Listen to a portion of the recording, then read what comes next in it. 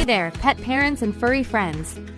Welcome back to a very special episode of Furry Friends and Fun, Pillows Talk. This is not just any episode, it's our season finale, and we've got a big one for you today.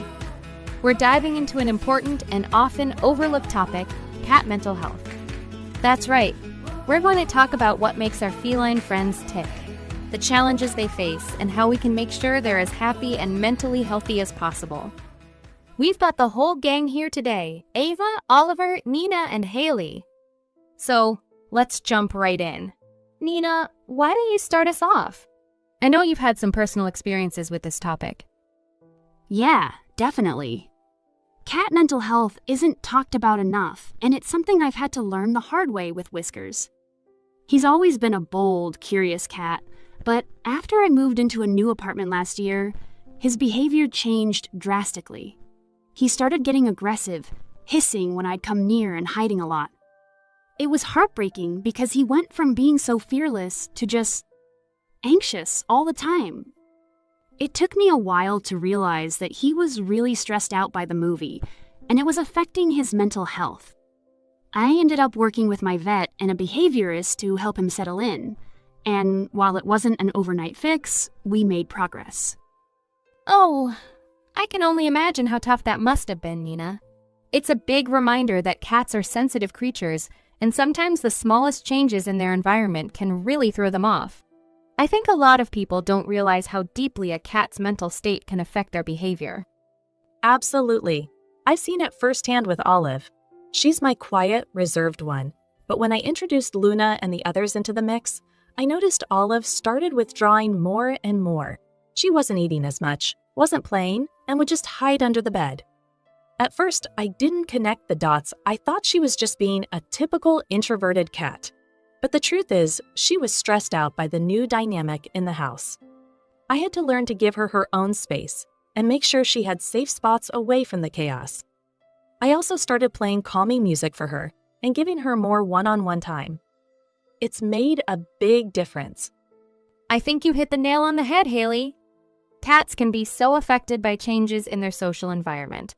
Whether it's a new pet, moving house, or even just rearranging furniture, these little things can feel huge to them. Oliver, you've got a lot of experience with Rufus and the neighborhood cats. Have you seen any signs of stress or anxiety in them? Oh, absolutely. Even though I don't own cats myself, Max, the neighborhood kingpin, has shown me what stress looks like in a cat. There was a period when another cat started coming into the neighborhood, and Max became so territorial. He wasn't just his usual "I own this garden" self. He was anxious, pacing around, spraying more than usual. It was clear he was feeling threatened by the new arrival. It made me realize that cats need security and predictability in their environment. They're independent, yes, but when something disrupts their little kingdom, it can really affect their mental health. That's so true, Oliver. I noticed something similar with Misty, my neighbor's cat who Daisy met. Misty is the queen of her home, but whenever guests come over, especially kids, she gets super stressed.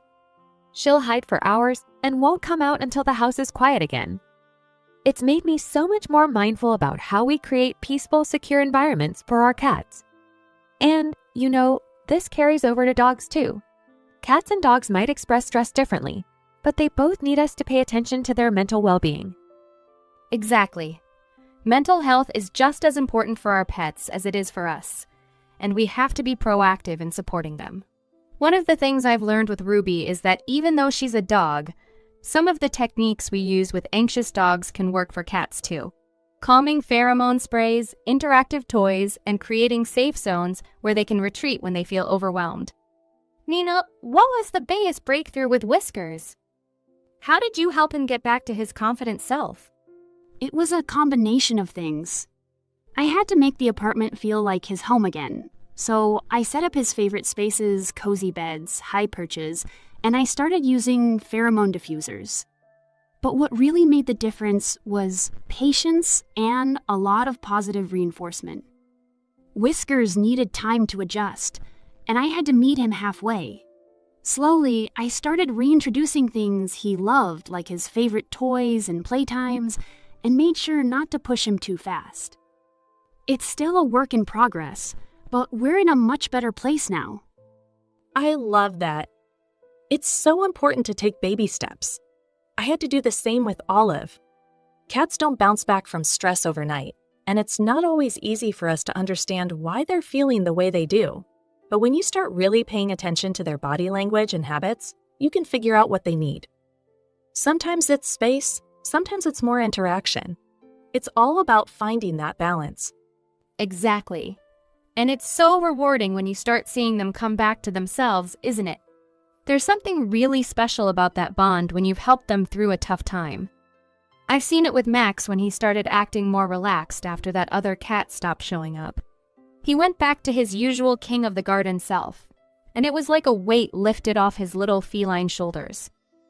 It's amazing how much cats and all pets rely on us to help create those stable, peaceful environments. And the best part is, once they feel safe again, you can really see their personalities shine. For Misty, giving her a quiet zone where she could go during noisy times helped her immensely. She felt like she had control over her space again, and now, even when there are visitors, she doesn't hide for nearly as long. These stories are so important because it shows just how connected we are to our pets' well-being, and vice versa. Mental health isn't just a human issue, it affects every creature. For all of our listeners out there, we hope this conversation has helped you think about your own cat's mental health in a new way. If you notice changes in your cat's behavior, whether it's hiding, changes in eating habits, or aggression, know that it could be their way of expressing stress. There's always a way to help them feel safe and secure again. Absolutely, and don't hesitate to seek help. Whether it's your vet, a behaviorist, or just doing some research, there are so many resources out there. You don't have to navigate it alone. Yes, and remember, every cat is different. What works for one might not work for another, so be patient, be kind, and most importantly, keep that bond strong. Well, friends, that's it for this season of Furry Friends and Fun, Pillows Talk. Thank you so much for joining us for all these wonderful conversations, stories, and laughs. We've had such a fantastic time bringing you all things pet-related, and we're excited to keep it going. Oh, but don't get too comfy, folks. We'll be back soon, and we've got big plans for Season 2. Not just one, but 2 brand new episodes to kick off the season with a bang. That's right. So make sure to mark your calendars because we're bringing double the fun, double the stories, and of course, double the love for our furry friends. I can't wait to come back for more. Season 2 is going to be amazing. Oh, absolutely. We've got so much more to share, and trust me, you won't want to miss it. So, we'll see you all not next week, but the week after with a huge, exciting kickoff to Season 2.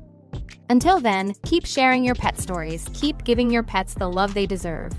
And remember, because every pet deserves a glamorous life. See you soon, friends!